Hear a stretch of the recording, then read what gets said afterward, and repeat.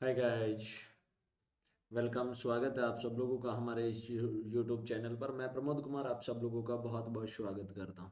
I hope आप सब लोग बहुत अच्छे होंगे। आप लोगों की प्रिपरेशन बहुत ही शानदार और जानदार चल रही होगी। उम्मीद करता हूं आप अपने सपनों को पूरा करने के लिए बहुत अच्छे से लगातार मेहनत कर रहे होंगे। तो गाइस, जैसा कि आप सब लोग जानते हैं, आप लोगों को मैं बताना चाहूँगा कि हमारा 65% का ऑफ चल रहा है all SSC and non tech और रेलवे एग्जाम सब्सक्रिप्शन पर अप टू 65%। ऐसा नहीं है कि फ्लैट 65 नहीं है, ये अप टू 65% ऑफ है। और उसके साथ साथ 12 मंथ का आप लोगों को फ्री एक्सटेंशन मिल रहा है। 12 महीने का फ्री एक्सटेंशन आप लोगों को मिल रहा है। कैसे मिल रहा है, ध्यान से सुनिएगा। अगर आप 24 महीने का सब्सक्रिप्शन लेते हैं तो उस पर आप लोगों को 12 महीना एक्स्ट्रा जा रहा है। 24 पे कितना महीना एक्स्ट्रा जा रहा है? 12 महीना एक्स्ट्रा आपको मिल रहा है। और ये जो सब्सक्रिप्शन है आपका 3,679 में मिल रहा है। कितने में मिल रहा है? 3,679 में। और 12 महीने का जो सब्सक्रिप्शन है वो उस पर आपको 6 महीने का एक्सटेंशन मिल रहा है, जो कि आपको मिल रहा है 3199 में। तो मैं आप लोगों को सजेस्ट करूंगा, ज़्यादा कोई फर्क नहीं है, लगभग 500 रुपये का फर्क है। तो आप 2 ईयर वाला ही आप ले, जिससे कि आप अपने प्रिपरेशन को बहुत बेटर कर पाए। ठीक है, बस कुछ नहीं करना है, आपको ये रेफरल कोड अप्लाई करना है। और वीडियो के डिस्क्रिप्शन में आपको लिंक दिया होगा, वहां से आप जाके डायरेक्ट पेमेंट कर सकते हैं और सब्सक्रिप्शन चालू करवा सकते हैं। ठीक है, या फिर आप दिए गए नंबर पर कॉल करके भी कांटेक्ट कर सकते हैं। क्या कहानी है क्या नहीं है, सारी की सारी डिटेल आप लोगों को इस नंबर पर मिलने वाली है। उसके अलावा गाइज मैं आप लोगों को बताना चाहूँगा कि हमारा जो दो सेगमेंट हैं सब्सक्रिप्शन के, आपको भी पता है, एक हमारा प्लस वाला और एक होता है आइकॉनिक वाला। दोनों में डिफरेंस क्या है, तो मैं आप लोगों को हमारी कैटेगरी के डिफरेंस के बारे में बताता हूँ। देखो, सिर्फ और सिर्फ यहाँ पर एक फिजिकल नोट्स का डिफरेंस है कि हम फिजिकल नोट्स जो है वो सिर्फ और सिर्फ आइकॉनिक सब्सक्रिप्शन में प्रोवाइड करवाते हैं आपको। ठीक है, फुल लेंथ टेस्ट सीरीज आपको दोनों में मिलती है। सेक्शनल पीवाईक्यू और टेस्ट सीरीज आपको मिलते हैं इंडिया के बेस्ट एजुकेटर द्वारा आपको पढ़ने को मिलेगा। इंटरेक्टिव लाइव क्लासेज आप लोगों को मिलेगी, सारी की सारी लाइव क्लासेज रहेंगी, इंटरेक्टिव लाइव क्लासेज रहेंगी, जिसके अंदर आप बैठे बैठे आप अपने फेवरेट एजुकेटर से कॉल पे भी बात कर सकते हैं। मतलब रेज हैंड फीचर भी हमारा अवेलेबल है। स्ट्रक्चर्ड कोर्सेज एंड पीडीएफ भी आप लोगों के लिए अवेलेबल है। लाइव क्विजेज एंड टेस्ट भी आप लोगों को मिलते हैं। जो प्लस वाला सब्सक्रिप्शन है उसकी प्राइस है 153 रुपये पर मंथ, और इसकी जो प्राइस है वो है 267 रुपये पर मंथ। लगभग 100 रुपये का अंतर है, ज़्यादा कुछ नहीं है। 100 रुपये महीने का अंतर है और कुछ भी नहीं है। ठीक है, तो ये मान के चलो कि 100 रुपये में आपको नोट्स प्रोवाइड करवाए जा रहे हैं। ठीक है, उसके अलावा देखो मैं आप लोगों को बताऊंगा, ये एसएससी सीजीएल 2024 के एग्जाम के लिए हमारा जो नया बैच आ रहे हैं, ये 13 नवंबर से आ रहे हैं। 30 नवंबर से ये बैच स्टार्ट हो रहा है। ठीक है, और ये सारे के सारे एजुकेटर इस बैच में आप लोगों की क्लासेज लेने वाले हैं। तो आप इन सब एजुकेटर के साथ जुड़कर आप अपने प्रिपरेशन को बहुत बेहतर कर पाएंगे। ठीक है, हर एक एजुकेटर अपने अपने सब्जेक्ट में बहुत ज़्यादा एक्सपीरियंस रखने वाले हैं। ठीक है, उसके अलावा मैं आप लोगों को बताने वाला हूँ, ये हमारे रामो सर की एक बुक पब्लिश हुई है। रामो सर के बारे में तो आप सब लोग जानते हैं, जो भी एसएससी की प्रिपरेशन कर रहा है रामो सर के बारे में ना जानता हो ऐसा पॉसिबल नहीं है। हर एक स्टूडेंट रामो सर के बारे में जानता है। तो इनकी मैथो की एक बुक पब्लिश हुई है। ठीक है, इसमें 5100 क्वेश्चनों का कलेक्शन है। कितना? 5100 का। और बोथ लैंग्वेज में अवेलेबल है। Helpful for all SSC exam, complete topic coverage. ठीक है, बेसिक और आपका एडवांस में दोनों के। ठीक है, डिटेल में सॉल्यूशन है एवरी चैप्टर के बाद में। ठीक है, तो जाइए फटाफट से स्कैन कीजिए, और ना के बराबर फीस में आप लोगों को ये मिल रहा है। और ज़्यादा इंक्वायरी के लिए आप इस नंबर पर कॉल कर सकते हैं। ठीक है, गॉट इट। उसके अलावा आपको मैं बताना चाहूंगा, ये वीर बैच है आपका एसएससी जीडी कांस्टेबल एग्जाम के लिए। 13 नवंबर से ये बैच स्टार्ट हो रहा है। ठीक है, इन सब एजुकेटर के साथ जुड़कर आप अपने प्रिपरेशन बहुत बेहतर कर पाएंगे। फाउंडेशन बैच है एसएससी स्टेनोग्राफर का। ठीक है, ये भी 13 नवंबर से ये बैच आ रहा है आपका। इस बैच को भी आप ज्वाइन कीजिए। ठीक है, चलिएगा। तो गाइज, आज मैं आप लोगों के लिए जो सेशन लेकर आया हूँ, ये एक बहुत ही इंपॉर्टेंट सा सेशन है। आज हम कुछ इंपॉर्टेंट क्वेश्चनों को डिस्कस करने वाले हैं। ठीक है, जो कि एक लास्ट एग्जाम में पूछे गए थे। तो ये मान के चलो कि आप पीवाईक्यूज भी बोल सकते हो उनको। तो ये पीवाईक्यूज मैं आप लोगों को करवा रहा हूँ, यानी कि एक प्रीवियस ईयर का पूरा पेपर सेट मैं आप लोगों को करवा रहा हूँ। ठीक है, चलेगा। तो रेडी होंगे आप सब लोग? आइए शुरुआत करते हैं। देखो यार, देखो आज का फर्स्ट क्वेश्चन आप लोगों की स्क्रीन पर दिखाई दिया है। एक एक चीज को बहुत ही डीपली मैं आप लोगों को समझाता हुआ चलूंगा, आराम से समझते चलिएगा।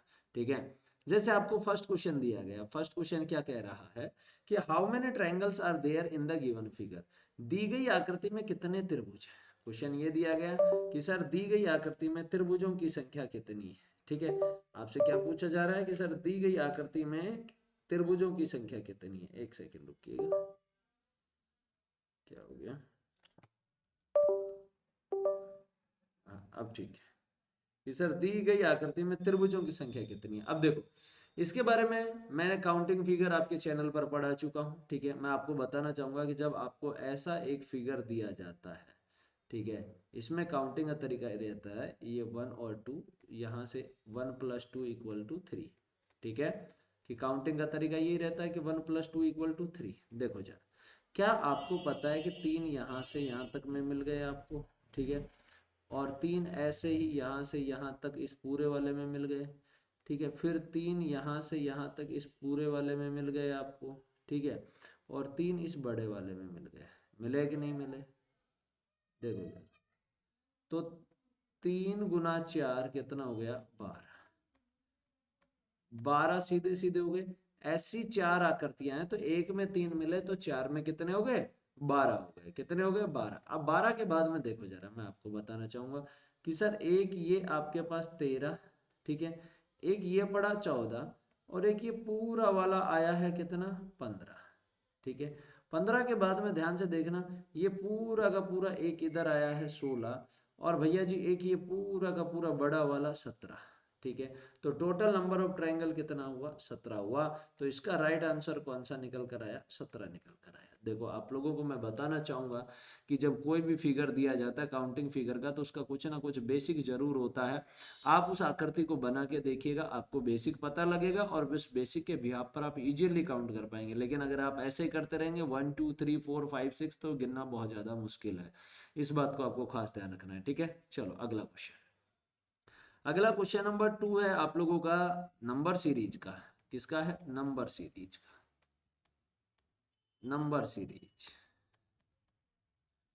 नंबर सीरीज क्या कह रहा है, आराम से देखिएगा जरा। नंबर सीरीज पे हम बात करते हैं, नंबर सीरीज क्या कहता है। देखो, आपको बोला जा रहा है नंबर सीरीज कि सर 432 है, फिर है 413, फिर है 396, फिर है क्वेश्चन मार्क, फिर है 368, फिर है 357, और फिर है 348। ठीक है जी।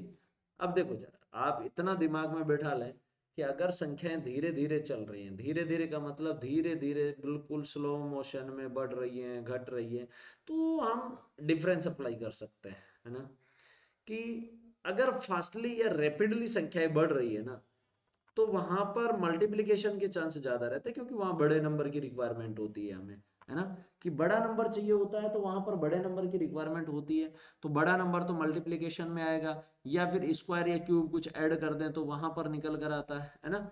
अब यहां से देखो जरा कि सर 432 से 413 बनाया, तो क्या माइनस का 19 करना पड़ रहा है, बोलो जरा।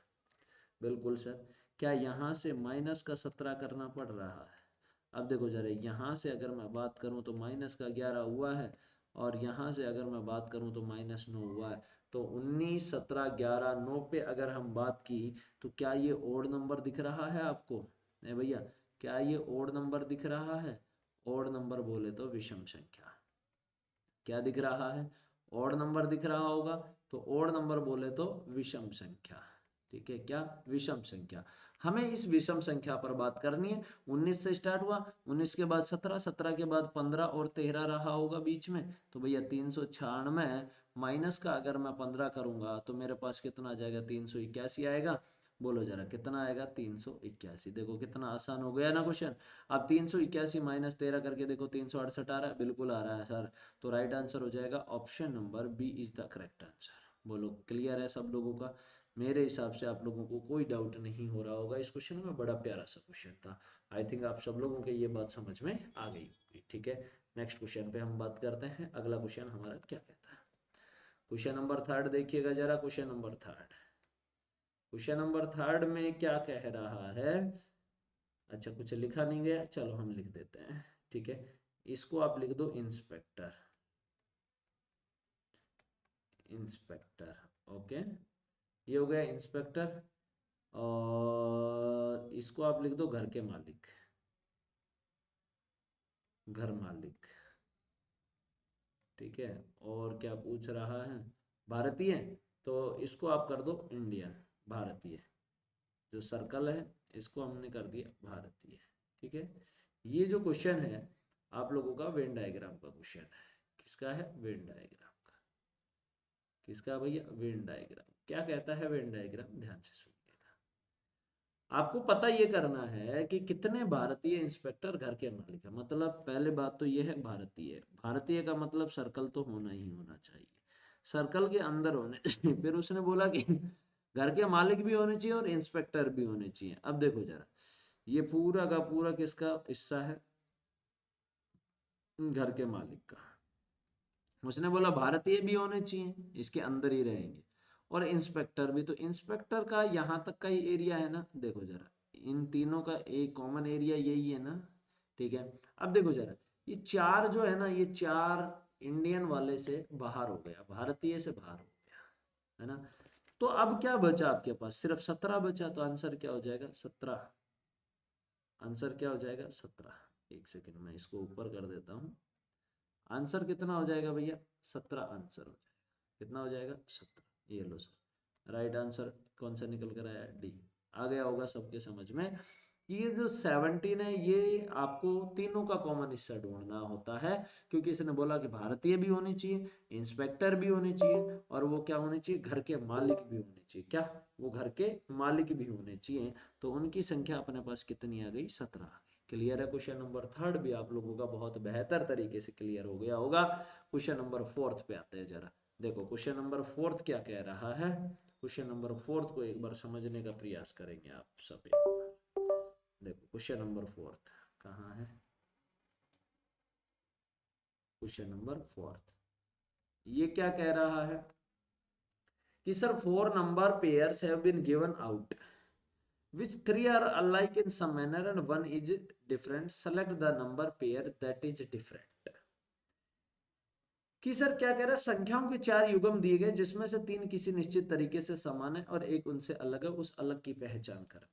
ठीक है, अब देखो जरा, ये 7 360 है, कैसे बना होगा, 6 222 कैसे बना होगा, 11 342 कैसे बना होगा, 12 1740 कैसे बना होगा, इन पर हमें बात करनी है। और इसमें क्या कह रहा है, 3 में सिमिलरिटी है और एक क्या है, उनसे अलग है, तो वो अलग ही हमारा क्या हो जाएगा, आंसर हो जाएगा। तो हम पहले क्या करेंगे, 3 में सिमिलरिटी करेंगे। अब जैसे देखो ऑप्शन नंबर बी देखो, 6 से 222 बनाएंगे, तो क्या ये 6 का क्यूब प्लस 6 है भैया, 6 का क्यूब 216 और 6 कितना होता है, 222 होता है कि नहीं होता है, बता दो। कि सर ये है 6 का क्यूब प्लस 6। अब जैसे देखो इस पर मैं बात करता हूँ, 11 का क्यूब प्लस का 11 है क्या, बोलो सर। 11 का क्यूब होता है 1331, प्लस 11 कर दिया तो कितना आ गया, 1342। ठीक है जी, बिल्कुल सर। अब ऐसे देखो जरा, क्या ये 12 का क्यूब प्लस 12 है क्या, 12 का क्यूब प्लस 12 है क्या, तो 12 का क्यूब होता है 1728, प्लस 12 कर दिया तो कितना हो जाएगा, 1740। कितना हो गया, 1740।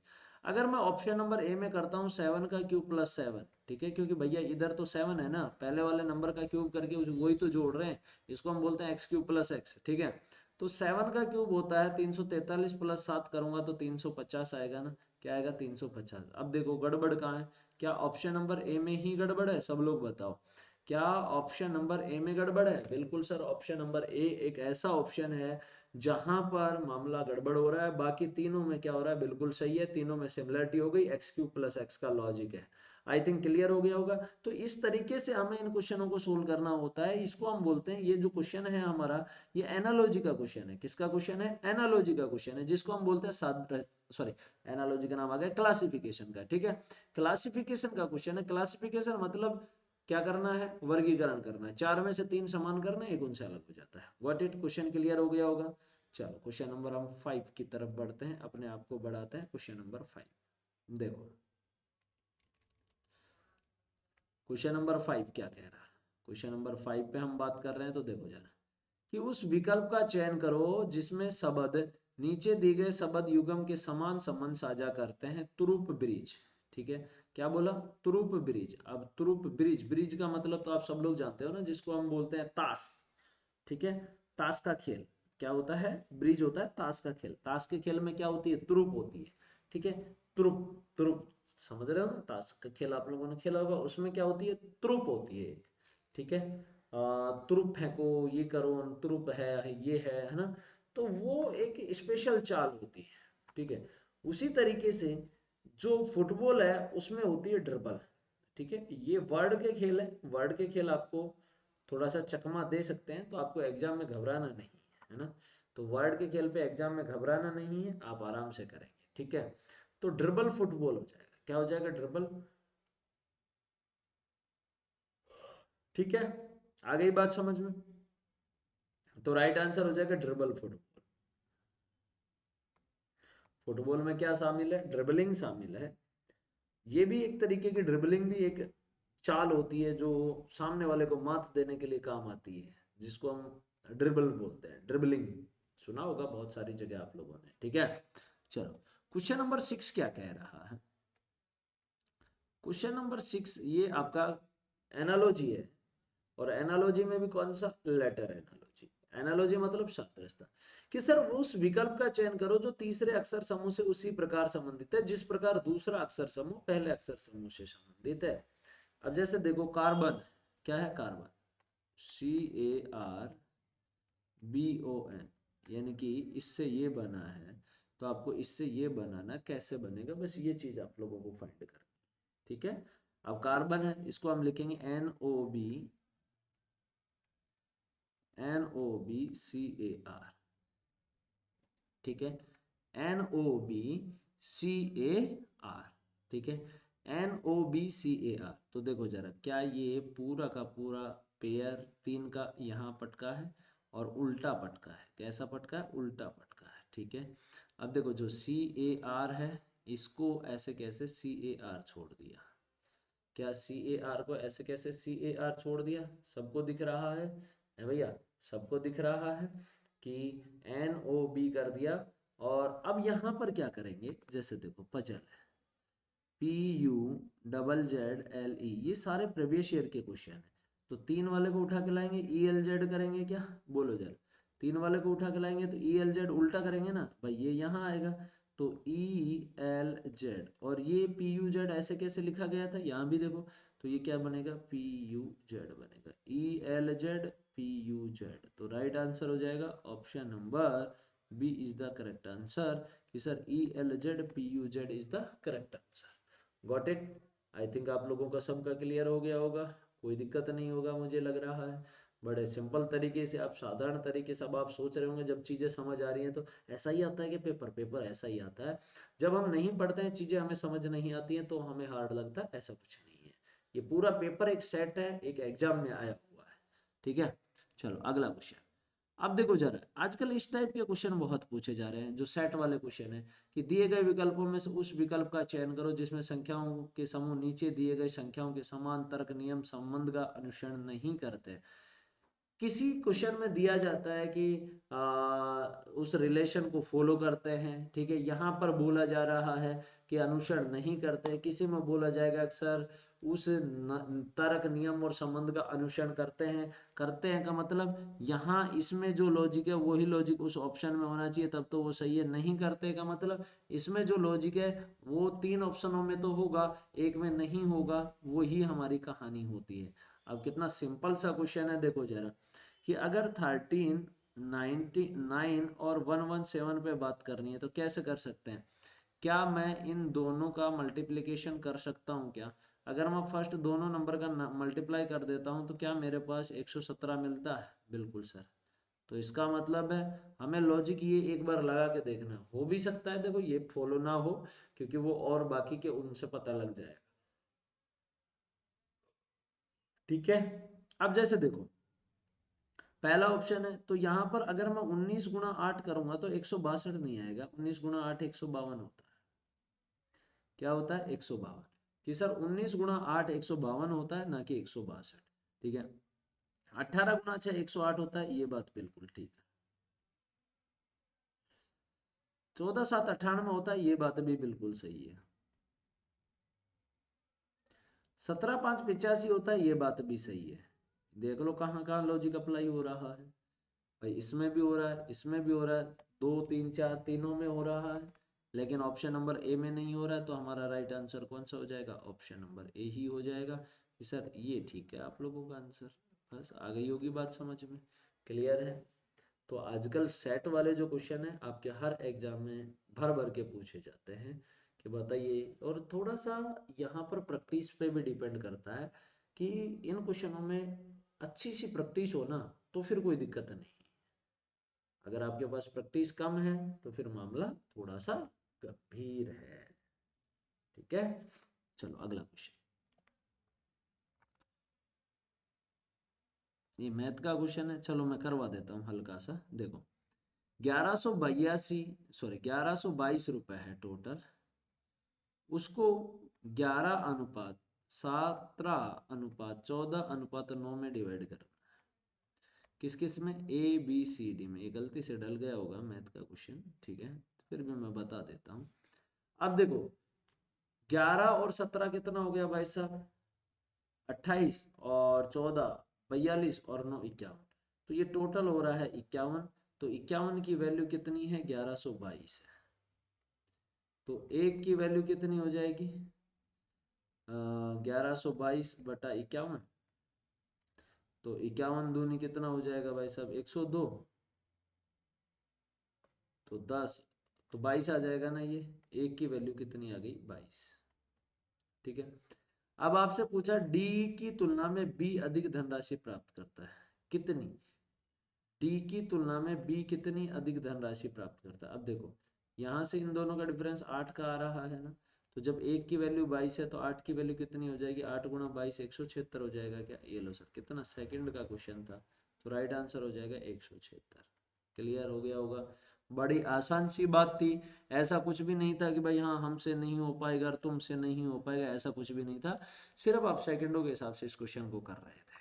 ठीक है, इज इट क्लियर? चलो वेरी गुड, अगला क्वेश्चन। ये है आप लोगों का ओपन डाइस। क्या है ओपन डाइस? क्या कहता है ओपन डाइस, समझिएगा। ये है आपका ओपन डाइस। क्या कहता है ओपन डाइस? इसमें आपसे पूछा जा रहा है कि ये ओपन डाइस की एक कंडीशन दी जा रही है, ये दिख रही होगी आपको। ये बोला जा रहा है, इस क्वेश्चन का कहने का मतलब है, हो सकता है लिखा नहीं हो, लेकिन मैं बता देता हूँ इस क्वेश्चन का मतलब क्या है। कि ये कह रहा है कि इस ओपन डाइस जो दिया जा रहा है, इस डाइस को मैं फोल्ड करूंगा, तो फोल्ड करने के बाद इन चार ऑप्शनों में से कौन कौन से ऑप्शन के बनने की या कौन कौन सी आकृति बनने की चांसेज है। क्योंकि अभी तो ये ओपन डाइस है, जब आप इस ओपन डाइस को फोल्ड कर दोगे, तो फोल्ड कर दोगे तो हमें ये बताना है कि भाई इनमें से कौन सी कंडीशन पॉसिबल है, कि भाई ये नंबर कहाँ कहाँ होंगे, क्या क्या कहानी होगी, ये चीज सब देखनी है। ठीक है, तो ध्यान से सुन। जब भी आपको ओपन डाइस की कंडीशन दी जाती है तो ध्यान रखना, अगर कंटिन्यू तीन सरफेस आती है, जैसे 6 1 और 5 लगातार तीन सरफेस है, 6 1 और 5, अगर कंटिन्यू तीन सरफेस आती हैं हमेशा, तो आपको याद रखना है फर्स्ट के अपोजिट थर्ड वाली होती है। कौन सी होती है? फर्स्ट के अपोजिट थर्ड वाली होती है। ठीक है, तो 6 के अपोजिट क्या हो गया? 5। ठीक है, फर्स्ट के अपोजिट थर्ड वाली होती है। तो अब देखो जरा, क्या 1 5 और 3 ये भी तो लगातार तीन सतह हैं, तो एक के अपोजिट 3 हो जाएगा क्या? बिल्कुल सर, एक के अपोजिट कितना हो गया? 3 हो गया।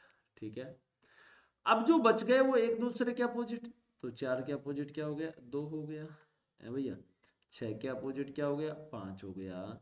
एक के अपोजिट कितना हो गया? 3 हो गया। 4 के अपोजिट कितना हो गया? 2 हो गया। 4 के अपोजिट कितना हो गया भैया? 2 हो गया। अब आप ध्यान से सुनना, आपको मैं एक बात बता देता हूँ डाइस में क्या है वो खास बात, ध्यान से सुनना। कि जब भी आपको डाइस की बात करनी हो तो एक चीज दिमाग में बैठा लेना, कि दो विपरीत सतह जो होती है ना डाइस में, विपरीत का मतलब ये होता है ना, ये होता है ना, तो दो विपरीत सतह कभी भी ना तो एक साथ दिखाई देती है ना ही एक साथ गायब होती है। ठीक है, क्या बोला? कि दो विपरीत सतह ना तो एक साथ दिखाई देती हैं और ना ही एक साथ गायब होती हैं, दोनों विपरीत में से कोई एक जरूरी है दिखाई देना, कंपलसरी है। ठीक है, लेकिन दोनों एक साथ नहीं दिखाई दे सकते और दोनों एक साथ गायब नहीं हो सकते। इसका मतलब ऑप्शन नंबर ए देखो, 5 1 और 3, तो आपने देखा सर 1 और 3 तो एक दूसरे के अपोजिट है, नहीं दे सकते किसी भी कंडीशन में। ऑप्शन नंबर बी देखा सर 6 2 5, 6 और 5 एक साथ आ रहे हैं यहाँ पर, इसमें नहीं आ सकते। 3 5 2 सर 3 5 2 तीनों में से एक एक आया, बिल्कुल सर ये हो सकता है। 4 6 1 4 6 1 तीनों में से एक एक आया, बिल्कुल आया, तो ये भी आंसर सही है। तो इसका आंसर क्या हो जाएगा, केवल सी और डी। क्या हो जाएगा भैया, केवल सी और डी। आई थिंक क्लियर हो गई होगी मेरी बात आप सब लोगों के। तो इसका आंसर हो गया केवल सी और डी। Got it. चले अगले क्वेश्चन की तरफ बात करें। चलो नेक्स्ट क्वेश्चन। अगला क्वेश्चन है आप लोगों का कोडिंग डिकोडिंग का। किसका है, कोडिंग डिकोडिंग।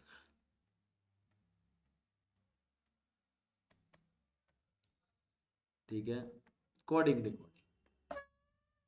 कोडिंग डिकोडिंग देखो एक ऐसा चैप्टर है, मैं आप लोगों को बताना चाहूंगा कि भाई जो पूरा का पूरा टोटली प्रैक्टिस पर डिपेंड करता है। किस पर डिपेंड करता है, प्रैक्टिस पर डिपेंड करता है। अगर आपकी इस टॉपिक में प्रैक्टिस बहुत अच्छी है तो आप इस टॉपिक को इजीली चीजों को समझ पाएंगे, बहुत अच्छे से चीजों को कर पाएंगे। ठीक है, अब जैसे देखो आपको बोला अनरियल,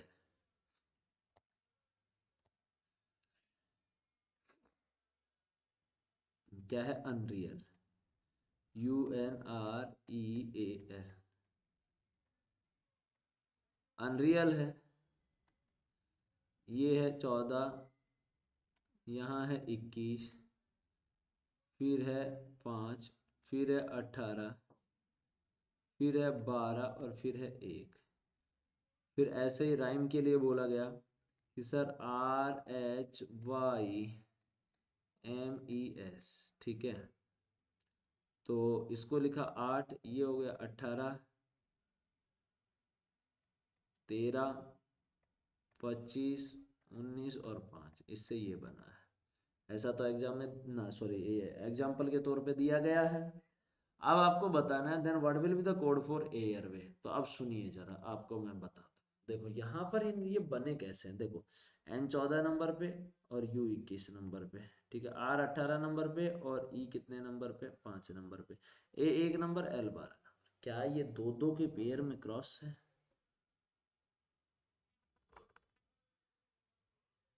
ठीक है, कि सर ये दो दो के पेयर में क्या है, क्रॉस। देखो H 8 पे, R 18 पे, Y 25, M 13, E 5, S 19, क्या ये दो दो के पेयर में क्या है भैया, क्रॉस कोडिंग। क्या है, क्रॉस कोडिंग। किसके पेयर में, दो दो के पेयर, दो दो के पेयर में क्रॉस कोडिंग है। तो अब अपने को एयरवे पे बात करनी है, अपना काम आसान हो गया एयरवे वाला। ठीक है, अब जैसे देखो दो दो पे चलना है, दो दो पे ही चलेंगे। ठीक है, आई 9 नंबर पे होगा, ए 1 नंबर पे होगा, W 23 नंबर पे होगा, R 18 नंबर पे होगा, Y 25 नंबर पे होगा और A 1 पे नंबर पे होगा। यानी कि आपका जो आंसर बनने वाला है वो बनेगा 9 1 23 18 251, 9 1 23 18 251। ऑप्शन नंबर, सॉरी सी पे टिक लग गया, ऑप्शन नंबर बी। देखो 9 से दो ही ऑप्शन स्टार्ट थे, एक ऊपर वाला, तो यहाँ 9 1 ये 17 पे फेल हो गया, तो राइट आंसर क्या हो जाएगा, आगे तो फेल होना ही था, राइट आंसर हो जाएगा ऑप्शन नंबर बी। क्लियर है सब लोगों का, बहुत अच्छे से आप लोगों को ये चीज समझ में आ गई होगी। बहुत ज्यादा सिंपल क्वेश्चन थी। कोडिंग डिकोडिंग चैप्टर को बहुत अच्छे से आप लोगों को पढ़ना है, क्योंकि चैप्टर हल्का नहीं है, पहले बता दे रहा हूँ। पूरा का पूरा टोटली डिपेंड करता है प्रैक्टिस के ऊपर। किस पे डिपेंड करता है ये चैप्टर, प्रैक्टिस के ऊपर। अगर आपके पास प्रैक्टिस बहुत अच्छी है तो आप इजिली कर पाओगे। कैसे, इजिली आप कर पाओगे। अगला क्वेश्चन, ये देखो फिर से आप लोगों का वर्ड एनालॉजी आया।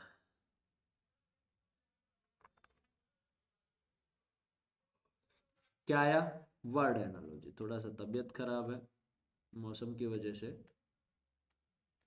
वर्ड एनालॉजी, वर्ड एनालॉजी यानी कि शब्द सादृश्यता। क्या कहती है शब्द सादृश्यता, आराम से समझिएगा। आपको बोला जिस तरीके से कीबोर्ड टचपैड से संबंधित है, उसी तरीके से माउस किससे संबंधित है, ये आपको बताना है। ठीक है, अब देखो कीबोर्ड टचपैड दोनों अलग अलग ही चीजें होती है क्या, बताओ जरा। हो तो अलग अलग है, लेकिन क्या इन दोनों का काम सेम होता है? भाई जो इनका फंक्शन है वो सेम होता है ना। कीबोर्ड और टच पैड क्या काम आते हैं आपको भी पता है, दोनों में एक ही काम होता है। उसी तरीके से माउस का रिलेशन किसके साथ हो गया? जॉयस्टिक।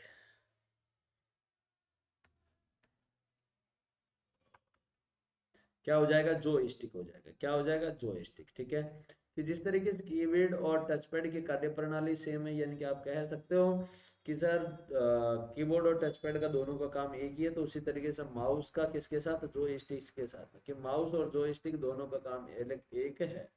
ठीक है, कंप्यूटर, लैपटॉप और मॉनिटर ये तीनों तो दूर दूर तक ही नजर नहीं आ रहे हैं, तो राइट आंसर हो जाएगा हमारा joystick. Got it? Is it clear? मेरे हिसाब से क्लियर हो गया होगा। चलो नेक्स्ट क्वेश्चन पे बात करते हैं। अगला क्वेश्चन, अगला क्वेश्चन देखो, ये फिर से वर्ड सॉरी नंबर एनालॉजी आया है कि sir select the option that is related to the fourth number in the same way as the first number is related to the second number and the fifth number is related to the sixth number. कि sir उस विकल्प का चयन करो जो चौथी संख्या से उसी प्रकार संबंधित है जिस प्रकार पहली संख्या दूसरी संख्या से और पांचवी संख्या छठी संख्या से संबंधित है। ठीक है, हमें वो वाला मामला बिठाना है। अब एक बात बताओ जरा, अगर आपने ये वाला बिठा दिया ना, ये वाला, तो फिर सब बैठ जाएगा।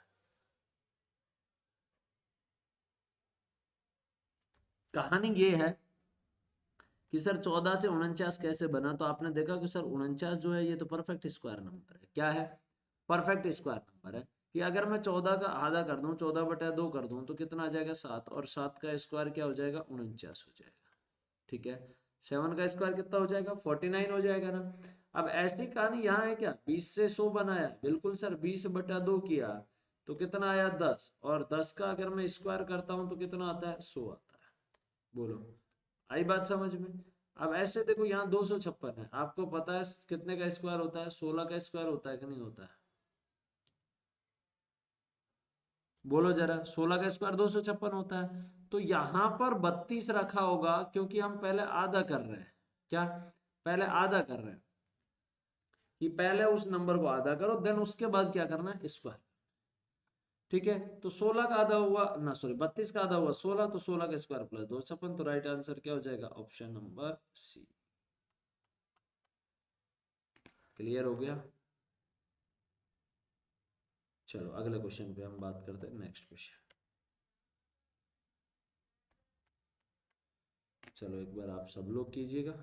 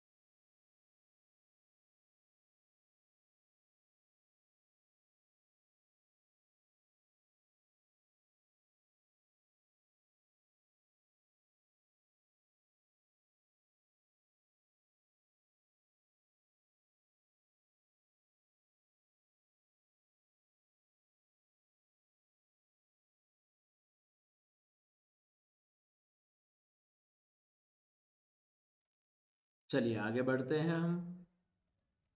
देखो, अगला कह रहा है कि सर उस विकल्प का चयन करो जिसमें संख्याएं निम्न समूह के समान तरीके से संबंधित है।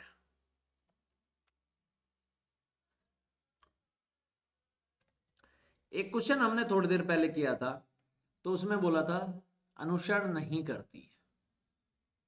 यहां बोल रहा है कि उस जैसा सेम रिलेशन फाइंड करना है। किया था, याद हो तो? अब देखो 12, 8 और 116। अब तो ये टारगेट करो कि 12, 8 और से 116 कैसे बढ़े।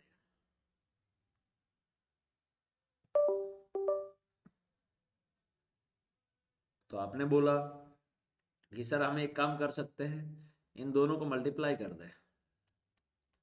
12 8 गुणा कितना कर दिया? अच्छा, एक बार इन दोनों का एडिशन कर दो, 12 + 8 20। क्या 96 और 20 जो है 116 हो जाएगा क्या? बोलो जरा। क्या 96 और 20 116 हो जाएगा? मतलब लॉजिक तो ठीक है भैया, लॉजिक तो ठीक है। 116 बनाया था, अपन ने बना के दे दिया। अब हमें देखना है कि यही चीज आगे अप्लाई हो भी रही है या नहीं हो रही है।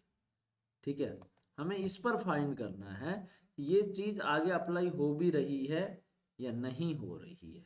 ठीक है, आओ जरा देखते हैं एक बार। ठीक है,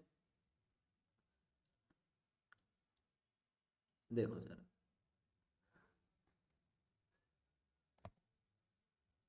देखो ऑप्शन नंबर ए है, 16 × 6 करेंगे 96, और 16 और 6 22। नहीं बैठ रहा ना, तो इसका मतलब ये भी नहीं होगा। उसने पूछा कौन सा होगा, तो 24 × 12 करूंगा तो भैया 12 चौक 48, 12 दूनी 24, और 4 28, 288 और 36, ये तो बहुत ज्यादा चला जाएगा।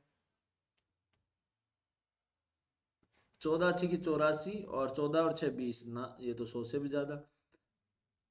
ऑप्शन ए की बच रहा है 20 11 और 251, करके देखते हैं एक बार बैठता है कि नहीं बैठता है ना।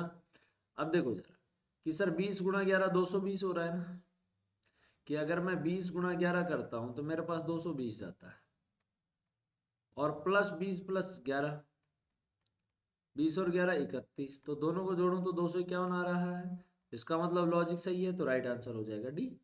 है भैया, इसका मतलब तो यही हुआ कि जब आंसर आ गया तो हमारा लॉजिक कौन सा हो जाएगा? डी, क्योंकि उसने पूछा है कि sir in the same relation पे बात करनी है, कि संख्याओं की समान तरीके से संबंधित है, सेम वे।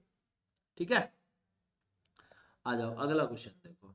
अगला क्वेश्चन क्या कह रहा है? ये फिर से आप लोगों का क्या है? क्लासिफिकेशन। क्लासिफिकेशन का मतलब होता है वर्गीकरण, कि आपको 4 ऑप्शन दिए गए हैं, 4 में से 3 समान है। अब वो कैसे समान है, वो अलग अलग उनके तरीके हैं। ठीक है, हमें उस पर बात करनी है कि सर ये इसके क्या है। एक सेकेंड रुकिएगा, एक सेकेंड।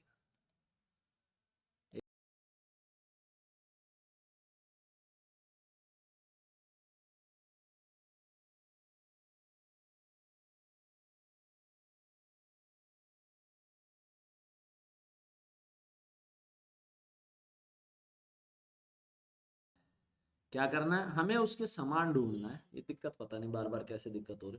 ठीक है, तो अब जैसे देखो स्कैनर है, माउस है, मॉनिटर है, कीबोर्ड है। अगर मैं इन तीनों पे चारों पे बात करता हूँ, तो अब जैसे देखो स्कैनर है। ठीक है, अब स्कैनर है, ये आप लोगों का इनपुट है ना भाई। स्कैनर से इनपुट ही तो देते हो, आप स्कैन करते हो तो इनपुट ही तो दे रहे हो। माउस है, ये भी इनपुट है, अपन इनपुट के लिए यूज करते हैं, माउस को भी इनपुट के लिए यूज करते हैं। अब जो मॉनिटर है, ये आउटपुट डिवाइस है, ये आपको दिखाता है ना। भैया स्क्रीन तो आप लोगों को दिखाती है ना, तो ये आउटपुट डिवाइस है। कीपैड जो है, ये भी आप लोगों का इनपुट है। कीपैड जो है, ये भी क्या है आप लोगों के लिए? इनपुट है। आ गई बात समझ में कि सर स्कैनर है, इनपुट डिवाइस है, माउस इनपुट है, मॉनिटर क्या है आप लोगों का? आउटपुट डिवाइस है, और कीपैड क्या है? इनपुट है। तो आपको 4 में से 3 समान करने थे। ठीक है, तो आपने देख लिया कि 3 सर इनपुट डिवाइस है और एक आउटपुट डिवाइस है, तो आंसर क्या हो जाएगा हमारा? मॉनिटर हो जाएगा। आंसर क्या हो जाएगा? मॉनिटर हो जाएगा। क्लियर हो गया ना सब लोगों का? चलो अगले क्वेश्चन पे। अगला क्वेश्चन क्या कह रहा है हमारा? यदि किसी कूट भाषा में एप्टीट्यूड को लिखा जा रहा है, किसको? एप्टीट्यूड को लिखा जा रहा है भाई। एप्टीट्यूड को क्या लिखा जा रहा है? देखो जरा कि सर ये कोडिंग डिकोडिंग का क्वेश्चन है। कोडिंग को देखो, कोडिंग डिकोडिंग के अच्छे क्वेश्चन आते हैं एग्जाम में, तो कोडिंग डिकोडिंग के क्वेश्चनों से घबराना नहीं है आप लोगों को।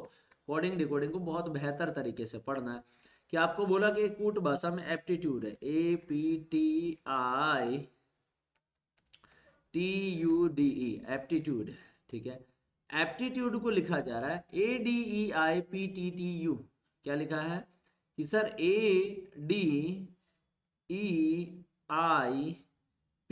ADEIPTTU। ठीक है, इससे ये बना है, तो आपको एटीट्यूड पे बात करनी है। किस पे बात करनी है? एटीट्यूड पे बात करनी है। किस पे बात करनी है? एटीट्यूड पे। अब देखो, एटीट्यूड के लिए बात करूं तो भैया ये लो एटीट्यूड, ठीक है। क्या कहानी है देखो जरा। पहली बात तो ये है कि ये जितने भी लेटर है ना, ये जितने भी लेटर है ये सारे के सारे नीचे लिखे गए। लिखे गए कि नहीं लिखे गए? जितने भी लेटर है ना सारे के सारे नीचे लिखे जा रहे हैं, ठीक है। अब ये बन कैसे रहे हैं इस पर हमें बात करनी है कि बन कैसे रहे। देखो इसमें देखो, पहले ए आया, फिर डी आया, फिर ई आया, फिर आई आया, फिर पी, फिर टी, टी यू। तो क्या ये अकॉर्डिंग टू अल्फाबेट है? हमें तो सबसे पहले लॉजिक ही तो फाइंड करना है। तो ये क्या हो जाएगा हमारा? अकॉर्डिंग टू अल्फाबेट हो जाएगा। क्या हो जाएगा भैया? अकॉर्डिंग टू अल्फाबेट हो जाएगा कि सर हमें तो लॉजिक फाइंड करना था, तो ये हमारा हो गया अकॉर्डिंग टू अल्फाबेट। अब देखो वही बात लिखनी है कि जो लॉजिक आपने फाइंड किया है ना वही लॉजिक इधर अप्लाई करना है, क्योंकि उसमें साफ साफ लिखा है कि कूट भाषा में एप्टीट्यूड को ये लिखा जा रहा है, तो उसी कूट भाषा में एटीट्यूड के लिए क्या लिखा जाएगा। तो आप ध्यान रखें इस चीज को, ठीक है। अब जैसे देखो इस पर मैं बात करता हूं, तो सबसे पहले ए आएगा भाई, इसको भी अकॉर्डिंग टू अल्फाबेट जमाएंगे ना। ए भाई कैसे जमाएंगे? अकॉर्डिंग टू अल्फाबेट जमाएंगे। ये लो सर अकॉर्डिंग टू अल्फाबेट। अब जब आप इसको भी अकॉर्डिंग टू अल्फाबेट जमाओगे, ठीक है, तो सबसे पहले ए आएगा, ए के बाद डी आएगा, डी के बाद क्या आएगा? ई आएगा, ई के बाद आई आएगा, फिर 3 टी है इसमें, और फिर यू हो जाएगा। ये लो सर यही आएगा, A D E I triple T U, A D E I triple T U. Option number D हो जाएगा कि नहीं हो जाएगा? सिंपल क्वेश्चन था, कुछ भी नहीं था इस क्वेश्चन में, आपने आराम से इस क्वेश्चन को कर दिया सेकंडों के हिसाब से। क्लियर है? मेरे हिसाब से आप सब लोगों का क्लियर हो गया होगा, कोई डाउट नहीं। ठीक है, चलो अगले क्वेश्चन पे हम बात करते हैं। अगला क्वेश्चन हमारा क्या कह रहा है? क्वेश्चन है आप लोगों का ब्लड रिलेशन। देखो ब्लड रिलेशन भी अच्छा टॉपिक है, हर एग्जाम में देख लो, आप देख लो कि कैसे कैसे क्वेश्चन हर लगभग हर एक टॉपिक से आप लोगों को क्वेश्चन पूछा जा रहा है एग्जाम में, ठीक है।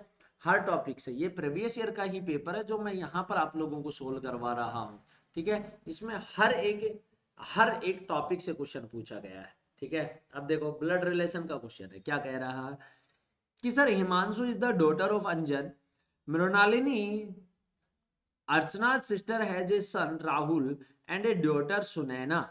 Kalpika is the mother of Kripal and sister of Sunan's mother. Rahul is the cousin of Kripal. Kripal is the brother of Himanshu. How is Archana related to Anjan? ठीक है कि सर हिमांशु अंजन की पुत्री है, मृणालिनी जो अर्चना की बहन है उसका एक पुत्र राहुल और एक पुत्री सुनैना है, ठीक है। कल्पिका कृपाल की माँ है और सुनैना की माँ की बहन है, ठीक है। कृपाल की तो माँ है और सुनैना की माँ की क्या है? बहन है। राहुल कृपाल का कजन है, कृपाल हिमांशु का भाई है। अर्चना अंजन से किस प्रकार संबंधित है? अब सुनिएगा जो बात मैं आप लोगों को बताना चाह रहा हूँ। देखो हम ब्लड रिलेशन के जो क्वेश्चन है ना इनको डायग्राम बनाकर सोल्व करते हैं। कैसे सोल्व करते हैं? डायग्राम बनाकर। अगर डायग्राम थोड़ा सा सलीके का है तो आप लोगों के लिए बड़ी आसानी हो जाती है, ठीक है। सलीके का मतलब अच्छे से बनाना है डायग्राम।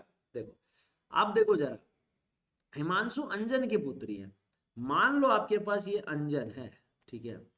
अंजन की पुत्री है हिमांशु। अब देखो बेटा बेटी हमेशा नीचे वाली पीढ़ी में आते हैं, तो आप इनको ऐसे समझ ले, हिमांशु पुत्र नहीं है पुत्री है, तो पुत्री के लिए मतलब फीमेल के लिए मैं एक सर्कल यूज करूंगा और मेल के लिए मैं क्या यूज करूंगा? एक स्क्वायर या रेक्टेंगल यूज करूंगा, ठीक है। आगे कह रहा है मृणालिनी जो अर्चना की बहन है उसका एक पुत्र राहुल और एक पुत्री सुनैना है। नाम हमारे पास मृणालिनी है, ना अर्चना है, ना राहुल है, ना सुनैना है। छोड़ो कोई बात नहीं। कल्पिका कृपाल की माँ है, ना अभी कल्पिका है ना कृपाल है। सुनैना की माँ की बहन है, ना सुनैना है।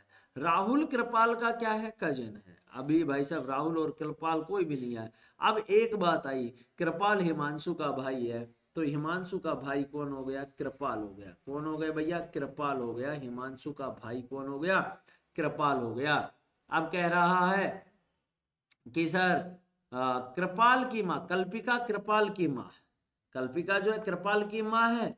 अब माता पिता ऊपर वाली बहन पीढ़ी में, तो भैया इसका मतलब अंजन इनका पिता होगा, क्योंकि हिमांशु तो बेटा है, सॉरी बेटी है अंजन, सॉरी अंजन की, और कृपाल की माँ कौन बता रहा है, कृपाल की माँ बता रहा है कल्पिका। तो हिमांशु और अंजन भाई बहन है, तो अंजन ना सॉरी हिमांशु और कृपाल दोनों आपस में भाई बहन है। अब अंजन जो है, अब अंजन का कल्पिका के साथ क्या रिलेशन होगा कि दोनों पति पत्नी हो जाएंगे। तो अंजन की शादी किससे हो जाएगी भैया, कल्पिका से हो जाएगी। किससे हो जाएगी, कल्पिका से हो जाएगी। Got it. तो कल्पिका जो है फीमेल हो जाएगी बच्चा पार्टी। अब देखो जरा क्या कह रहा, ये जो है सुनैन की माँ की बहन है, ठीक है। कौन, ध्यान रखना कि ये जो है सुनैन की माँ की बहन है कल्पिका। तो सुनैन की माँ, ये मान लो सुनैन है, तो सुनैन की माँ, सुनैन की माँ ये रही, सॉरी ये रही सुनैन की माँ की बहन है कल्पिका। और ऊपर लिखा मृणालिनी जो है वो अर्चना की बहन है, का एक पुत्र राहुल और पुत्री सुनैन है। तो सुनैन का भाई कौन हो गया, राहुल। और ये किसके बेटे हैं, मृणालिनी की बहन अर्चना। तो ये कौन हो गई, अर्चना हो गई। और इनकी एक बहन और है जिसका नाम है मृणालिनी। क्या नाम है भैया, मृणालिनी, ठीक है। क्या नाम है, मृणालिनी। ओके। अब यहां से पूछा, क्या पूछा कि कल्पिका की माँ, सॉरी अर्चना अंजन से किस प्रकार संबंधित है। तो ध्यान रखना हमेशा जिसके साथ से लगा होता है उससे रिलेशन ढूंढते हैं।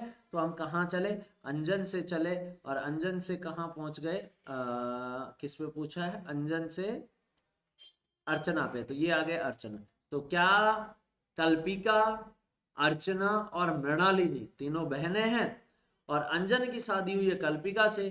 तो पत्नी की बहन क्या लगती है, साली लगती है क्या, बोलो जरा। पत्नी की बहन कौन होती है, साली। तो आंसर हो जाएगा सिस्टर इन लॉ, ठीक है। आंसर क्या हो जाएगा, sister in law. Option number B is the correct answer, ठीक है। सिस्टर इन लॉ में भाभी, साली, ननद, देवरानी, जेठानी सब आ जाते हैं, ठीक है। तो यहाँ पर साली लिख दोगे तो भी आंसर सही है, सिस्टर इन लॉ लिखोगे तो भी आंसर सही है। क्लियर हो गया होगा।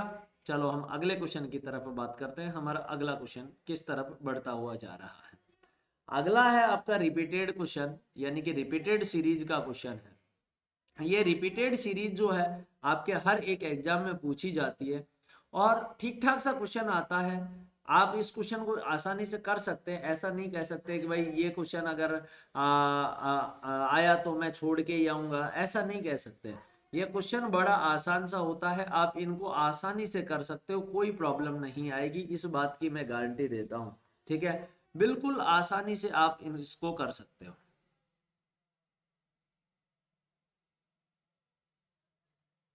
ठीक है, चलिएगा आगे की तरफ हम बात करते हैं। अगला देखो जरा, इसको समझते हैं। इन क्वेश्चनों को कैसे करना है, देखो जरा। ये है आर, फिर है आपके पास एल, फिर है आपके पास क्यू, फिर है आपके पास आर, फिर है पी, फिर हो जाएगा बी, फिर हो जाएगा क्यू, फिर हो जाएगा पी, फिर हो जाएगा एल, फिर हो जाएगा बी, फिर हो जाएगा आर, फिर हो जाएगा एल, फिर हो जाएगा क्यू, ठीक है। आप क्या करोगे, पहले यहां से इन क्वेश्चनों को सोल्व करने के लिए मैं आपको एक सीधा सा तरीका बता दे रहा हूं। पहले हमें total number of letter count करना पड़ेगा कि सर इनकी अक्षरों की कुल संख्या को देखना पड़ेगा, अक्षरों की कुल संख्या कितनी है, ठीक है। अब जैसे देखो इसमें अक्षर टोटल कितने हैं कि सर ये देखो जरा, कहाँ गया मार्कर, कहाँ गया, हाँ देखो 1 2 3 4 5 6 7 8 9 10 11 12 13 14 15 16 17 18 19 20 अक्षर है। अब इन 20 अक्षरों के आपको क्या बनाने हैं, पेयर बनाने हैं, ठीक है। इन 20 अक्षरों को क्या बनाने हैं, पेयर। अब देखो पेयर बराबर के होने चाहिए सारे, तो या तो 4 4 के 5 बना लूं या 5 5 के 4 बना लूं, ठीक है। देख लेंगे कि सर पहले 5 5 के 4 बना के देख लो। इसका नाम है रिपीटेड सीरीज, तो चीजें क्या होंगी, रिपीट होंगी। तो देखो 3 4 और 1 5, ये लो सर 1 2 3 4 और 1 5, ये देखो जरा 1 2 3 4 और 1 5। देखो रिपीटेड सीरीज का मतलब है चीजें रिपीट हो रही होंगी। हो सकता है फर्स्ट वाला ग्रुप सेकंड वाले ग्रुप में रिपीट हो, सेकंड वाला थर्ड वाले में, थर्ड वाला फोर्थ वाले में। ऐसा भी हो सकता है अल्टरनेट में रिपीट हो, फर्स्ट वाला थर्ड वाले में रिपीट हो रहा है, थर्ड वाला फिफ्थ वाले में, तो सेकंड वाला फोर्थ में रिपीट हो रहा है। तो ये है रिपीटेड चीज। अब रिपीटेशन आपको दिखेगा, देखो सबका पहला आर है, देखो यहाँ आर है, यहाँ भी आर है, यहाँ भी आर है, तो क्या यहाँ भी आर कर दूं, कर दो ना। आंख बंद करके देखो जरा, आपने देखा कि दो ऑप्शन ऐसे हैं जिसमें आर पी है, ठीक है, तो यहां भी पी कर दो और यहां भी पी कर दो। क्या आपके पास तीन ऑप्शन ऐसे मिले, पहला दूसरा, तीन ग्रुप ऐसे जहां पर आरपीएल है, तो आरपीएल कर दो। ये बी क्यू है क्या, लास्ट में क्यू, देखो तीन में क्यू मिल रहा है तो यहां भी क्यू कर दो, तो क्या हो जाएगा R P L B Q, R P L B Q, R P L B Q. Same हो गए कि नहीं हो गए, तो आपने क्या फिल किया, पी, पी के बाद बी, फिर एल, फिर आर, फिर क्यू, फिर पी और फिर बी। ये लो सर, ऐसा कौन सा ऑप्शन है आपके पास, तो ऐसा ऑप्शन नंबर ए है। आप इजीली कर गए होंगे इस क्वेश्चन को, है भैया। इसका राइट आंसर कौन सा है, ऑप्शन नंबर ए है, तो आप इसको इजीली कर गए होंगे, मेरे हिसाब से तो कोई दिक्कत नहीं हुई होगी। तो हमेशा याद रखना कि रिपीटेड सीरीज है, नाम से ही पता लग रहा है कि चीजें क्या हो रही होंगी, रिपीट हो रही होंगी। तो रिपीटेड सीरीज है, नाम से चीजें रिपीट हो रही है, तो आप उनको इजीली कर पाएंगे। ठीक है, गॉट इट गाइस, इतनी बात आप सब लोगों की समझ आ गई होगी, बहुत अच्छे से हम चीज को क्लियर कर गए होंगे। ठीक है, चलिएगा नेक्स्ट क्वेश्चन की तरफ हम बढ़ते हैं। अगला क्वेश्चन क्या कह रहा है कि अक्षरों के चार समूह दिए गए हैं जिसमें से तीन किसी निश्चित तरीके से समान है और एक अलग है, बेजोड़ अक्षर समूह का चयन करो। मतलब चार में से तीन समान है, एक उनसे अलग है, उस अलग की पहचान कर रहे हैं। देखो यहाँ लेटर ही लेटर नजर आ रहे हैं ना, तो इन लेटर को आप नंबर में कन्वर्ट कर सकते हो। क्या कि सर लेटर ही लेटर हमें नजर आ रहे हैं, तो हम इस लेटर को नंबर में कन्वर्ट कर सकते हैं। जैसे देखो, क्योंकि नंबर में कन्वर्ट करने से फायदा पता क्या है आपको, मैं बताऊं, संख्या से संख्या बनाना क्या होता है, आसान होता है, लेकिन जब अक्षर पे बात करेंगे ना, तो थोड़ा सा हमें डिफिकल्टी लेवल का सामना करना ही करना पड़ता है। अब जैसे देखो, सी 3 नंबर पे, ए 1 नंबर पे, एक्स 24 नंबर पे और टी 20, सबका मैं एक बार नंबर लिख दे रहा हूँ, आराम से देखना, ठीक है। अब ऐसे एन कितने नंबर पे, 14 नंबर पे, एल 12 नंबर पे, आई 9 नंबर पे और डी कितने नंबर पे, 4 नंबर पे। अब एच 8 नंबर पे, एफ 6 नंबर पे, सी 3 नंबर पे और वाई 25 नंबर पे, ठीक है। ऐसा ही ऑप्शन नंबर डी है, एस 17 नंबर, सॉरी एस 19 पे और क्यू कितने पे, 17 पे, एन 14 पे और जे 10 पे, ठीक है। जे कितने पे हो जाएगा, 10 पे हो जाएगा। अब देखो जरा हुआ क्या है, आराम से देख, क्या यहाँ -2 है, यहाँ भी -2 है, यहाँ भी -2 है और इसमें भी -2 हुआ है।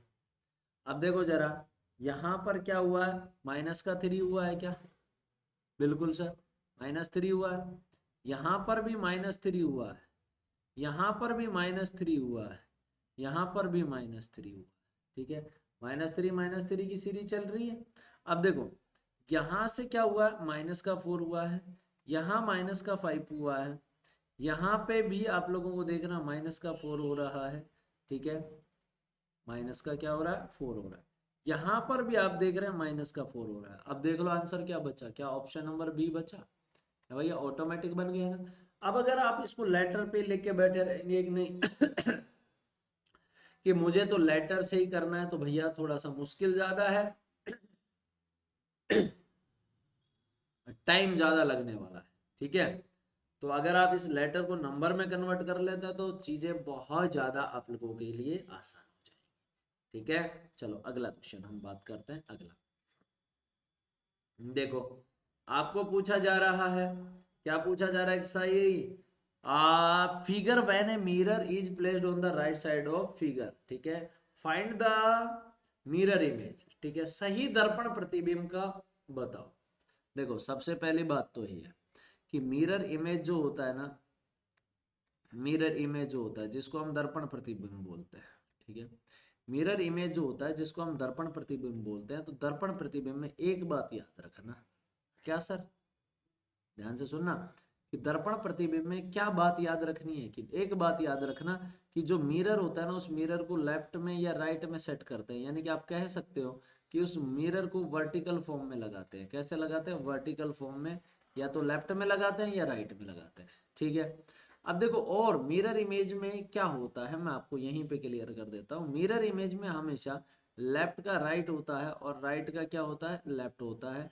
टॉप और बॉटम पे कोई फर्क नहीं पड़ता है बच्चा, टॉप और बॉटम हमेशा क्या रहेंगे, सेम रहेंगे। क्या टॉप और बॉटम हमेशा क्या रहेंगे, सेम रहेंगे। बस लेफ्ट का राइट हो जाएगा और राइट का क्या हो जाएगा, लेफ्ट हो जाएगा।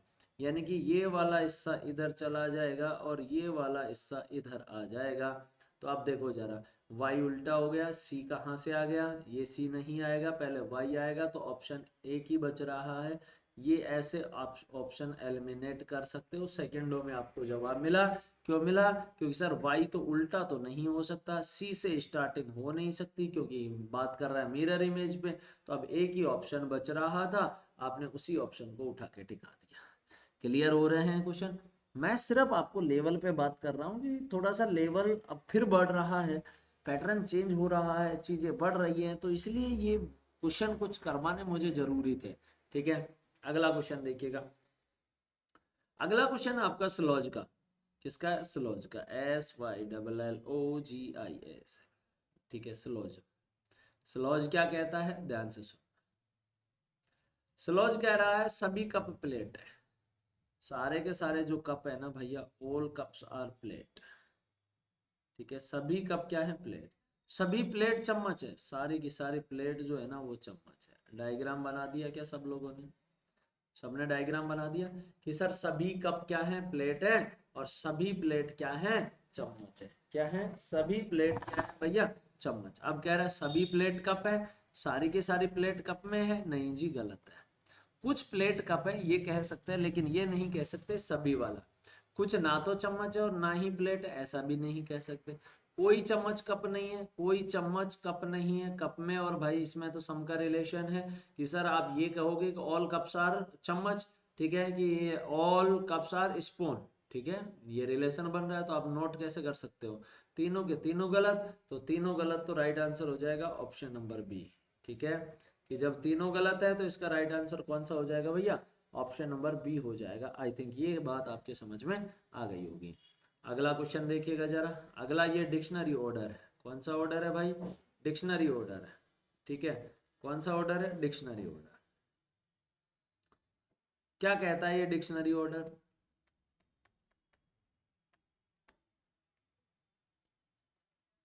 ये डिक्शनरी ऑर्डर मतलब शब्दकोश क्रम। डिक्शनरी ऑर्डर का मतलब क्या होता है, शब्दकोश क्रम। आप लोगों ने डिक्शनरी देखी होगी, इंग्लिश डिक्शनरी की मैं बात कर रहा हूं, हमारे इंग्लिश डिक्शनरी से रिलेटेड बात चल रही है। तो डिक्शनरी में आप लोगों ने देखा होगा कि जितने भी वर्ड्स लिखे जाते हैं वो सब अल्फाबेटिक फॉर्म में लिखे जाते हैं। पहले सारे के सारे ए वाले लिखे जाएंगे, फिर बी वाले लिखे जाएंगे, फिर सी वाले लिखे जाएंगे, फिर डी वाले लिखे जाएंगे, फिर ई वाले लिखे जाएंगे, फिर एफ वाले लिखे जाएंगे, फिर जी वाले, फिर एच वाले, ऐसे की ऐसे ही लिखा जाता है क्या, बिल्कुल सर। देखो, दिक्कत हमें वहां नहीं होती कि अगर फर्स्ट लेटर सबका अलग अलग दे दिया जाए तो उठा उठा के पटक देंगे, दिक्कत हमें वहां नहीं होती। दिक्कत हमें कहाँ होती है कि जब फर्स्ट लेटर सबका सेम दे दिया जाए, क्या, फर्स्ट लेटर सबका क्या कर दिया जाए, सेम दे दिया जाए, दिक्कत हमें वहां होती है। अगर फर्स्ट लेटर सबका सेम दिया जा रहा है तो आप सेकंड लेटर से चेक करेंगे और सेकंड वाले लेटर पे भी वो ही अकॉर्डिंग टू अल्फाबेट चलाना है। ठीक है ना, कि सेकंड वाले लेटर पे भी वही अकॉर्डिंग टू अल्फाबेट चलाना है। अब जैसे देखो, ध्यान से सुनना, यहाँ देखो डी ओ, और यहाँ तो सेकंड वाला भी सेम है, D O D O D O D O. अब देखो यहाँ सी है, यहाँ एम है, यहाँ सी है, यहाँ सी है, यहाँ आर है, तो आपको पता है सी वाले पहले आएंगे। तो देखो सी, डी ओ सी के, डी ओ सी के यहाँ तक सेम है, डी ओ सी आई, तो डी ओ सी आई, तो भैया सबसे पहले तो आई आएगा ना, 4। ठीक है, अभी डी ओ सी के है, यहाँ के है, यहाँ ई है, यहाँ वाई है, तो पहले ई आएगा, 4 1 3, बोलो जरा। अब 4 1 3 फिर कह रहा है आपको क्या, कि सर क्या आएगा आपके पास में, अब आ रहा है डी ओ, आर बच गया और एम आएगा, तो सबसे पहले क्या आएगा, एम आएगा, 2 वाला, और फिर 5 वाला। क्लियर है, 4 1 3 2 5, क्या, 4 1 3 2 5, तो राइट आंसर क्या हो जाएगा, ऑप्शन नंबर डी हो जाएगा। आई थिंक क्लियर हो गया होगा सब लोगों का, ऐसा कोई स्टूडेंट जिसका क्लियर नहीं हुआ हो। मेरे हिसाब से तो आप सब लोगों का बढ़िया तरीके से ये चीज समझ में आ गई होगी। क्लियर है, चलें अगले क्वेश्चन की तरफ बात करें भैया। चलो आ जाओ अगला क्वेश्चन। अगला क्वेश्चन देखो जरा क्या कह रहा है कि सर निम्नलिखित में से कौन सा संख्या समूह यदि अक्षरों के स्थान पर बाएं से दाएं रखा जाए तो दिए गए समीकरण में संतुलित होगा, समीकरण में सही होगा। ठीक है, अब देखो ए की जगह 4 रखता हूँ, बी की जगह 13 रखता हूँ, तो 13 चौका 52, 13 में 2 का भाग नहीं जाएगा, ये तो हो नहीं सकता। ठीक है, ऑप्शन नंबर बी देखता हूँ, 13, ए की जगह 13 रख दिया। सबसे पहले बी की जगह देखो 3 और सी की जगह 4, 3/4, ये भी नहीं होगा। ठीक है, क्योंकि हमें पता है कि इसमें मैथमेटिकल ऑपरेशन है, इसमें हमें क्या सोल्व करना है, बोर्ड मास लॉजिक लगाना है। कौन सा लॉजिक लगाना है भैया, बोर्ड मास लॉजिक लगाना है, याद है ना कि हम क्या करेंगे, बोर्ड मास का लॉजिक लगाएंगे। अब देखो बी भाग सी है तो यहाँ 13 है, यहाँ सी 13/3, ये भी नहीं जाएगा। अब देखो जरा ध्यान से सुनना, ये 3/2 होगा। ठीक है, लेकिन इसके साथ में ये 4 है तो ये कट जाएगा, कट जाएगा ना, तो कट जाएगा तो ये लगा दो। अब तो ऑप्शन भी तो एक ही बचा है कि सर 4 फिर गुणा बी, बी का मतलब 4 × 3, और फिर भाग सी मतलब 2, फिर माइनस का 5 और +13। ठीक है, अब देखो जरा ध्यान से सुनना, 3/2। ठीक है, तो 4 × 3/2 हो गया क्या, तो 2 दूनी 4, तो ये 6 माइनस का 5 +13 हो गया क्या, तो 6 - 5 +13, तो 13 और 6 19 - 5 14 बराबर 14 हो गया। इक्वेशन सेटिस्फाइड, ये लो, आया मजा। अरे आ गया होगा ना मजा, तो राइट आंसर हो जाएगा option number A is the correct answer. बोलो कोई दिक्कत है किसी को भी तो यहाँ से पूछ लो, किसी को भी कोई भी दिक्कत है यहाँ से क्लियर कर लीजिएगा। आई थिंक सब लोगों के ये कहानी पूरी की पूरी समझ में आ गई ही होगी, मुझे उम्मीद है पूरे तरीके से। आ रही है बात समझ में, क्लियर है। चलो नेक्स्ट क्वेश्चन। अब अगला क्वेश्चन क्या कह रहा है, आराम से देखिएगा। अगला जो हमारा क्वेश्चन है,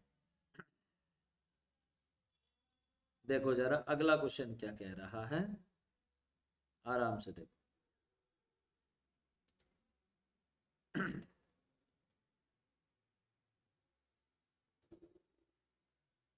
देखो कि 4 अक्षर समूह दिए गए हैं जिसमें से 3 किसी तरीके से समान है, एक उनसे अलग है, हमें उस अलग की पहचान करनी है। ठीक है, कि 4 में से 3 समान है, एक उनसे अलग है, हमें उस अलग की ही पहचान करनी है। ठीक है, क्या पहचान करनी है। ठीक है, एक सेकंड रुकना भाई।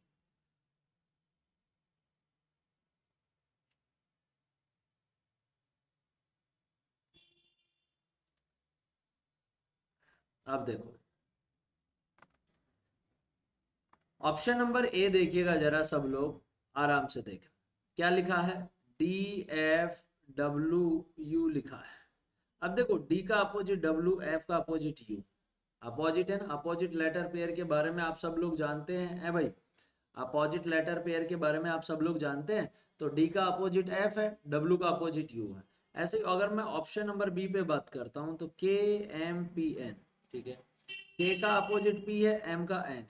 ठीक है, ऐसे ही HJRQ, तो H 8 नंबर पे, तो HJRQ।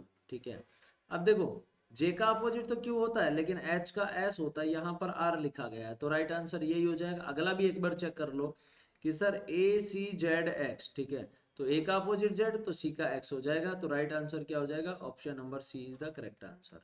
क्लियर, कोई भी दिक्कत है, मेरे हिसाब से आपको कोई दिक्कत नहीं होगी, आराम से चीजों को समझ गए होंगे। ठीक है, चलो अगले क्वेश्चन पे हम बात करते हैं। अगला क्वेश्चन क्या कह रहा है कि सर 950।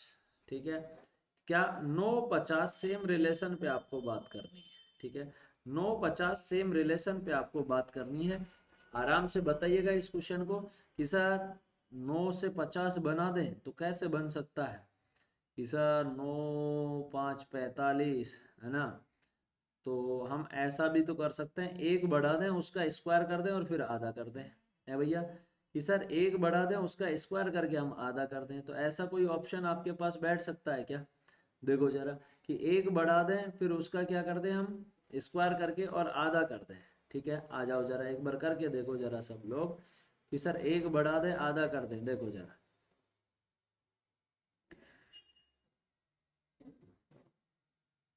देखो लॉजिक तो यही है मेरे हिसाब से, ठीक है, या फिर आप ऐसे कर लो, एक बढ़ा के करके देखते हैं। 6 का 36 आधा ये नहीं होगा, 14 का स्क्वायर 196 और 18 की 19, ये ठीक है ना। हाँ भैया, 9 से 50 यही बैठ रहा है। 9 से 50 तो 9 में एक बढ़ाया तो 10, 10 का स्क्वायर किया तो कितना हो रहा है 100, 100 का आधा किया तो कितना आ रहा है 50। ठीक है, अब ऐसा इस ऑप्शन नंबर बी में हो रहा है। 13 में एक बढ़ाया 14, 14 का स्क्वायर 196 बटा 2, तो 2 9 18, 2 8 16, 98 आया कि नहीं आया देख लेते हैं। और किसी ऑप्शन में तो नहीं हो रहा। 8 का स्क्वायर ना, सॉरी 8 और 1 9, 9 का स्क्वायर 81, 81 का आधा 42 नहीं होता, फिर 11 121 नहीं, सही है। तो राइट आंसर कौन सा बनेगा आपके पास, ऑप्शन नंबर बी बन जाएगा। आई थिंक क्लियर हो गया होगा आप लोगों के पास। तो इसका राइट आंसर कौन सा बन जाएगा, बी वाला बन जाएगा। ठीक है, चलो नेक्स्ट क्वेश्चन। अगला क्वेश्चन क्या कह रहा है कि sir select the correct mirror image of the given combination when the mirror is placed at PQ as shown.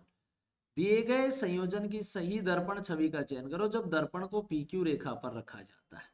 दर्पण को कहाँ रखा जाता है, PQ रेखा पर रखा जाता है, जैसे फेडरेशन है। ठीक है, अब आपको इसका मिरर इमेज निकालना है। क्या निकालना है, मिरर इमेज निकालना है। तो अभी थोड़ी देर पहले भी हमने एक क्वेश्चन डिस्कस किया था कि मिरर इमेज के लिए क्या करना होता है। आपको मैंने बताया था मिरर इमेज में लेफ्ट का राइट होता है और राइट का क्या होता है, लेफ्ट होता है। लेफ्ट का राइट होता है, राइट का लेफ्ट होता है। टॉप और बॉटम पे कोई फर्क नहीं पड़ता है, टॉप और बॉटम सेम रहते हैं। मतलब ये वाला हिस्सा इधर चला जाएगा, ये वाला हिस्सा इधर आ जाएगा। ठीक है, तो देखो एन से शुरुआत करेंगे, NOITA R। अब देखो आर के बाद यहाँ ए आना चाहिए था, यहाँ ई लिया है, ये गलत है।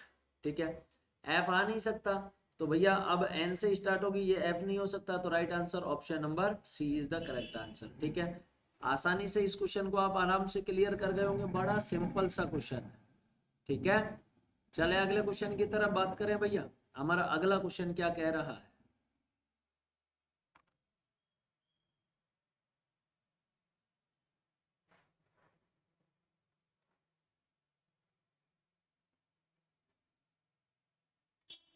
चलो अगला क्वेश्चन। अगला क्वेश्चन देखिएगा जरा, बहुत ज्यादा सिंपल सा है, कोडिंग डिकोडिंग का क्वेश्चन।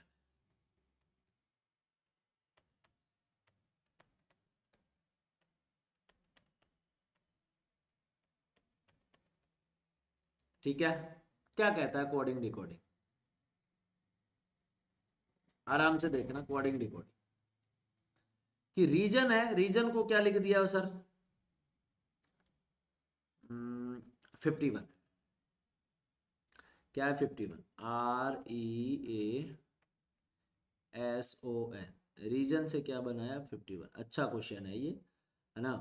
और बेक है BAKE, तो बेक से बना दिया 47। बेक से क्या बना दिया 47। ठीक है, कि सर रीजन को 51 और बेक को क्या लगा दिया 47। ठीक है, अब देखिएगा जरा ध्यान से कैसे बना होगा। तो आप एक बार पहले देखेंगे, इनको नंबर लिखो। R18 number, E5 number, 1 number, S19 number, O15 number, N14 number. एक बार सबको जोड़ के देखते हैं। 18 और 5 23 और 1 24, 24 और 19 43 और भाई साहब ये 58 और 14 कितना हो जाएगा भाई साहब 72, और अपने को चाहिए 51। ये तो मामला बहुत बिगड़ गया, बिगड़ गया ना ये मामला। चलो तो इसके लिए अब क्या करें। अब देखो जरा इस क्वेश्चन में मैं आपको एक तरीका बता रहा हूं, इसमें कुछ वोवेल और कॉन्सोनेंट का खेल है। किसका, वोवेल और कॉन्सोनेंट। वोवेल क्या होता है, स्वर। इसमें क्या है, वोवेल क्या होता है, स्वर, जो A E I O U है। ठीक है, 1 2 3 4 और 5। ठीक है,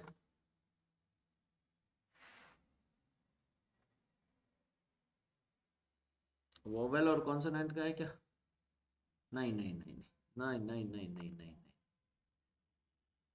नहीं, इसको हटाओ। हाँ ठीक है, वोवेल और कॉन्सोनेंट का ही है खेल। देखो जरा, लेकिन हुआ क्या है कि जो कॉन्सोनेंट है ना उनका अपोजिट लिखा है।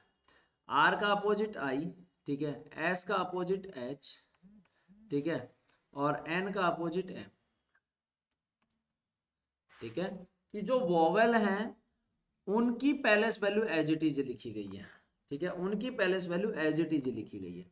जैसे ई 5 नंबर पे होता है, ए 1 नंबर पे होता है, 5 नंबर पे होता है, और ओ 15 नंबर पे होता है। अब देखो, आई 9 नंबर, ए ई 5 1 नंबर, एच 8 नंबर, 15 नंबर और 13 नंबर।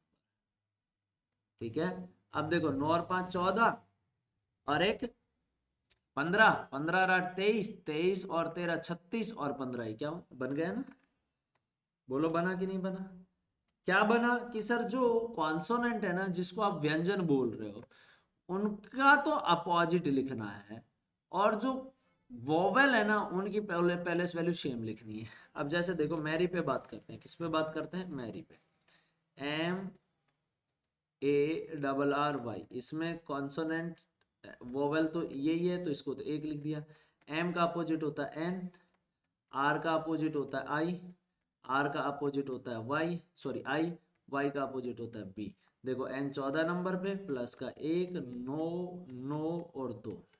ठीक है, तो आप इन सबको जोड़ो, तो 14 और 1 15, 15 और 14 और 1 कितना हो गया? 15, 15 और 9 24 और 9 33 और 2 35 आ रहा है क्या? चलो, तो इसका राइट आंसर हो जाएगा 35 इज द करेक्ट आंसर। क्या हो जाएगा? 35। Got it? क्लियर है? कोई डाउट है किसी को भी तो बता दो। चलो अगला क्वेश्चन। अगला क्वेश्चन क्या कह रहा है? 4 में से 3 किसी तरीके से समान है, एक उनसे अलग है, उस अलग की पहचान करो। 4 में से 3 समान है, एक उनसे अलग है, उस अलग की पहचान करो। उन्नति, विकास, प्रगति और अवरोध। ठीक है, तो इसका राइट आंसर आपको भी पता है क्या हो जाएगा? अवरोध हो जाएगा। ये एनालॉजी का क्वेश्चन है कि उन्नति, विकास और प्रगति ये तीनों एक दूसरे के क्या है? पर्यायवाची शब्द है। अवरोध इनके सीधा अपोजिट जाता है, कि अवरोध मतलब रुकावट पैदा करना। ठीक है, तो इसका राइट आंसर हो जाएगा अवरोध। ठीक है भैया, चल, तो इस सेशन में हम इतना ही रखते हैं। नेक्स्ट सेशन में जल्दी ही आप लोगों के लिए लेकर हाजिर रहूंगा। बहुत अच्छे से हम चीजों को कंप्लीट करने वाले हैं। ठीक है, तो नेक्स्ट सेशन में हम एक और पेपर डिस्कस करेंगे आप लोगों के साथ में। अच्छे से लेवल का पेपर लेकर आ रहा हूं मैं। ठीक है, आप सब लोगों का बहुत बहुत आभार। Thank you so much, bye bye, take care. Channel को सब लोग सब्सक्राइब कीजिएगा, वीडियो पसंद आता है तो शेयर जरूर कीजिए। Okay, thank you so much.